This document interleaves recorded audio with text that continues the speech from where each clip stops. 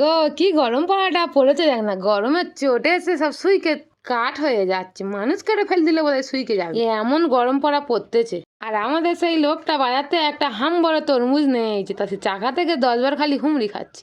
তা সে তরমুজটা অনেক কষ্টে চেইকে যাই ফচ করে মোটেই মেরেছি। ও মা গো, দেখি না সেই লাল মতন পেনা বার হয়ে গেছে, কি সুন্দর লাল টকটক করতেছে দেখো না, দেখে আমার হাফ মন শান্তি পেয়ে গেছে। হয়তো রাগ থেকে আবার সে টালকে পড়ে যাচ্ছিল। তা সে তরমুজটা দুভাগ করে নিচ্ছি, নিয়ে এবার লম্বা লম্বা করে ফচ করে কেটে নিচ্ছি ফালি ফালি করে, যাতে খেতে সুবিধা হয়। দাঁড়াও, খোলা কাটাও, টপটপ করে ছাইড়ে দিই। সে ছাড়াবো কি, দেখে আমার যা নোম নাগদাছে খাওয়ার জন্য। দাঁড়াও তো একটুখানি খেয়ে দেখি তরমুজটা কেরম খেতে। এতক্ষণ পর তো কাটলো। সত্যি কথা বলতেছি, তরমুজটা খেয়ে আমার বিশ্বাস হয় না আমার বর এরম তরমুজ নিয়েছে।